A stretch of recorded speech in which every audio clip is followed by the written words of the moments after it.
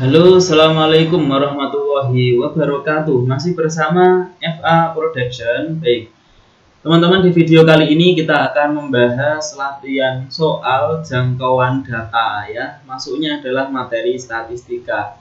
Nah, di sini kita akan membahas 3 soal ya, teman-teman. Soal yang pertama cukup simpel, soal kedua ini cukup simpel juga, tapi terkadang banyak yang terkecoh. Dan soal yang ketiga, nah ini soal yang butuh analisis yang lebih ya teman-teman. Oke, langsung saja tidak usah berlama-lama, kita kerjakan atau kita bahas soal nomor 1. Nah, soal nomor 1 adalah jangkauan dari data berikut ya. 16, 7, 10, 14, 9, 14, 11, 12, 9, 12 adalah titik-titik. Teman-teman, kemarin di video sebelumnya kita sudah membahas jangkauan ya. Apa itu jangkauan?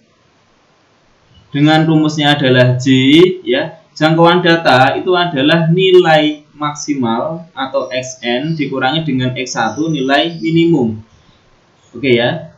Sebenarnya kita harus mengurutkan terlebih dahulu teman-teman ya untuk mencari data terkecil dan terbesarnya. Tapi karena kita ingin menghemat waktu gitu ya, jadi kita langsung cari saja data terbesarnya berapa dan data terkecilnya berapa ya. Di sini data terbesarnya adalah 16 tentunya. Berarti XN ini adalah 16 dikurangi X1 teman-teman. X1 itu data terkecil. Data terkecilnya berapa?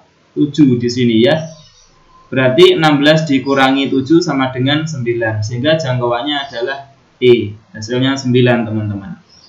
Nah, soal nomor 2 ini sering terkecoh ya, jangkauan antar kuartil. Untuk jangkauan antar kuartil itu antar kuartil ya, dengan simbolnya adalah H. Kenapa H? Karena dia sama dengan hamparan teman-teman. Hamparan ya, bukan hantaran ya. Oke, dengan simbolnya adalah H dan rumusnya ya adalah Q3 dikurangi Q1, di mana Q3 adalah kuartil ketiga dan Q1 adalah kuartil pertama. Jadi kita harus cari Q3-nya berapa, Q1-nya berapa dari data ini gitu ya teman-teman. Nah, karena datanya belum urut, kita urutkan dulu. Kita hitung banyaknya data. 1, 2, 3, 4, 5, 6, 7, 8, 9, 10, 11, 12, 13, 14, 15, 16, 17, 18 ya. E-nya 18 teman-teman. Kita urutkan dari data terkecilnya yaitu 5 ya. Oke, 5-nya sebanyak berapa? 1, 2, 3, 4. 5-nya sebanyak 4 teman-teman. 5, 5, 5, dan 5. Oke. Kemudian 6. 6-nya sebanyak 1, 2, 3, 4, 5. Berarti 6, 6, 6, 6, 6. Oke. Sekarang 7. 7-nya sebanyak 1, 2, 3, 4, 5 juga, berarti 7, 7, 7, 7, 7. Kemudian 8, 8-nya sebanyak 1, 2, berarti 1, 2, 9 sekarang ya, 9-nya sebanyak 1, 2 juga, 9, 9. Kita hitung apakah 18 banyak datanya 1, 2, 3, 4, 5, 6, 7, 8, 9, 10, 11, 12, 13, 14, 15, 16, 17, 18. Oke, karena ada 18 data atau E-nya sama dengan 18. 18 itu genap ya, teman-teman. Maka tengah-tengahnya ya atau Q2-nya terlebih dahulu kita cari ya, teman-teman. Berarti tengah-tengah dari datanya 18 itu adalah data ke berapa? Ke 9 dan ke 9 ya, teman-teman. 1, 2, 3, 4, 5, 6, 7, 8, 9. Dan data setelahnya berarti data ke-10. Nah, berarti untuk mencari H2 apabila datanya genap ya, tinggal dibagi 2 dulu. 18 bagi 2 itu kan 9, tapi dia nggak pas di 9-nya, tapi di tengah-tengah antara data ke-9 dan data berikutnya, berarti data ke-10. Nah, disinilah letak dari H2 teman-teman. Letak dari H2. H2 ya berarti tengah-tengah antara 6 dan 7. Gampangannya seperti itu. Ya, oke. Sekarang teman-teman cari ya H1. Kita perhatikan di sebelah kirinya H2 ini sudah sama atau belum dengan yang di sebelah kanannya banyaknya data. 1, 2, 3, 4, 5, 6, 7, 8, 9. Oke, ada 9 data di sebelah kirinya Hi2 dan ada 1, 2, 3, 4, 5, 6, 7, 8, 9. Ada 9 data juga di sebelah kanannya Hi2. Jadi sudah betul ya posisi Hi2-nya di sini. Nah, dari 9 data yang di sebelah kirinya Hi2 itu kita cari Hi1-nya teman-teman ya. Jadi dari data ini adalah X1, ini adalah X2, ini adalah X3, X4, X5, X6, X7, X8, dan X9.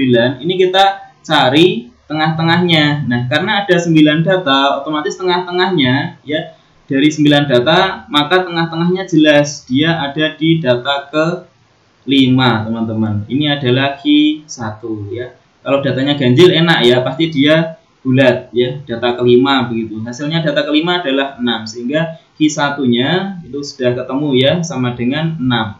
Kalau mau lebih jelasnya dilihat ya, di sebelah kirinya Hi1 berarti di kirinya 6, ini ada 4 data. Di sebelah kanannya Hi1 ini juga ada 4 data. Berarti betul Hi1-nya 6. Begitu juga untuk mencari Hi3 teman-teman. Karena ini ada 9 data, berarti tengah-tengahnya adalah data ke-5. Nah, data ke-5 itu letaknya di 7 di sini. Ini sebagai Hi3. Kita cek ya, di sebelah kirinya Hi3 itu ada 4 data ya, 7, 7, 7, 7. Dan di sebelah kanannya Hi3 itu ada 4 data juga, 8, 8, 9, 9. Maka betul Hi3-nya adalah 7. Nah, karena hamparan ya itu sama dengan Hi3 dikurangi Hi1, berarti Hi3-nya adalah 7 dikurangi Hi1-nya adalah 6. Maka hasilnya adalah 1 yang B. Oke, kita ke soal nomor 3 teman-teman. Nah, suatu data mempunyai rata-rata 35 dan jangkauan 7. Jika setiap nilai pada data dikali A, kemudian dikurangi B, akan diperoleh data baru dengan rata-rata 42 dan jangkauan 9. Maka nilai 7A dikurangi B adalah titik-titik. Oke ya. Misalkan kita ambil datanya adalah X1, kemudian X2, kemudian X3, dan seterusnya sampai terakhir adalah Xn teman-teman. Nah, dari data ini kita bisa mencari rata-ratanya ya, itu adalah sigma Xi ya, I-nya dari 1 sampai N dibagi dengan banyaknya data yaitu N. Nah, di sini kan diketahui ya, rata-rata awal itu 35, berarti 35 itu sama dengan sigma Xi, I-nya dari 1 sampai N ya, dibagi dengan N banyaknya data. Kemudian jangkauan teman-teman, diketahui kalau jangkauan itu adalah Xn dikurangi dengan X1. Di sini disebutkan jangkauan awal itu 7. Berarti 7 sama dengan Xn dikurangi X1. Nah, ini adalah data awal teman-teman. Setelah ini datanya ternyata berubah ya. Setiap data itu dikali dengan A dan dikurangi B, berarti kan menjadi AX1 min B, kemudian AX2 min B, datanya dikali A, kemudian dikurangi dengan B, teman-teman, seperti ini, dan seterusnya, sampai data terakhir pun juga sama ya, dikali A dan dikurangi B. Nah, otomatis kalau datanya berubah, rata-ratanya kan berubah, jangkauannya berubah ya. Sekarang rata-ratanya menjadi 42 teman-teman, dan jangkauannya itu menjadi 9 ya, dimana jangkauan untuk yang data baru berarti kan AXN dikurangi B ya, data terakhir atau data nilai paling besar dikurangi dengan, ini saya kurung karena ada 2 suku, data awalnya adalah AX1 min B, seperti ini.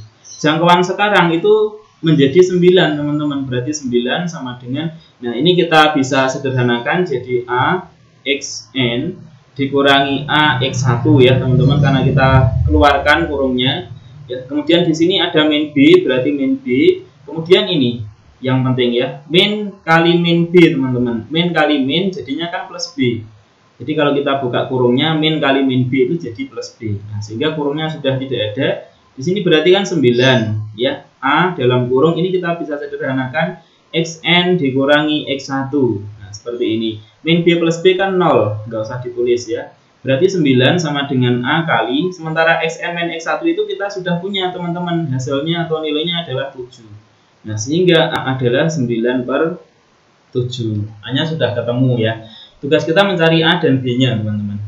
Nah, sekarang untuk mencari B, itu kita masukkan ke rata-rata, teman-teman. Jadi rata-rata sekarang ya, yang semula 35 sekarang berubah jadi 42.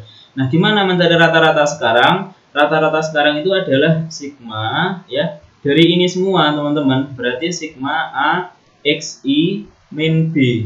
I-nya dari 1 sampai N ya, dibagi dengan banyaknya data masih sama, yaitu N. Nah, rata-rata sekarang adalah berapa, teman-teman? 42. Berarti 42 sama dengan, nah di sini bisa kita ini, teman-teman, kita pecah ya, notasi sigma. Kalau teman-teman ingat materi kelas berapa itu ya, 10 atau 11. Nah, notasi sigma itu bisa dipecah menjadi sigma AXI ya, I-nya dari 1 sampai N ya, dikurangi dengan sigma B, I-nya dari 1 sampai N juga, dibagi dengan N. Nah, maka ini pembaginya bisa saya pisah juga menjadi per N, yang ini juga per N. Seperti ini ya, teman-teman. Oke, saya lanjut di sebelah kanannya sini. Berarti 42 ya, itu sama dengan sigma ya, AXI. A itu konstanta, teman-teman, bisa, atau koefisien ya maksudnya. Maka bisa kita pindah ke depan. Jadi A sigma XI dari 1 sampai N ya, dibagi dengan N, dikurangi. Nah, dalam notasi sigma, kalau ada sigma B, I-nya dari 1 sampai N, maka sigma B ini bisa kita sederhanakan ya, karena B-nya itu sebanyak N. Jadi ini artinya B ditambah B ditambah B dan seterusnya. Sigma itu kan plus ya, dari 1 sampai N, berarti sebanyak N kali B ya. Maka ini bisa saya singkat menjadi B kali N atau N kali B, seperti ini, teman-teman. B kali N atau N kali B ya, dibagi dengan N. Nah, berarti ini 42 itu kan sama dengan sigma XI per N, itu kan ada nilainya di sini ya. Sigma XI per N itu kan ada nilainya 35. Berarti A di sini langsung dikalikan saja ya dengan sigma XI per N ya. Sigma XI per N di sini ternyata dia punya nilai sendiri, yaitu 35. Maka kita ganti dengan kali 35 dikurangi, ini coret saja N-nya, teman-teman. Jadi min B, seperti ini ya. Kita tahu kalau A-nya itu sudah ketemu, yaitu 9/7 ya. Berarti dikali 35 min B ya. Ini kita coret, dapat 5 ya. Sederhanakan 42 sama dengan 45 min B. Maka B-nya sama dengan 45 min 42, teman-teman. Maka B-nya adalah 3. Nah, ini sudah ketemu A dan B. Jadi, ya, ini saya taruh di sini kesimpulannya karena di sini sudah tidak muat ya. 7A dikurangi B ya, itu sama dengan 7 kali A-nya berapa, teman-teman? 9/7 kurangi dengan B-nya adalah 3 ya. Berarti 9 dikurangi 3 adalah 6. Jawabannya adalah D. Oke, teman-teman, demikian video dari saya. Terima kasih. Assalamualaikum warahmatullahi wabarakatuh.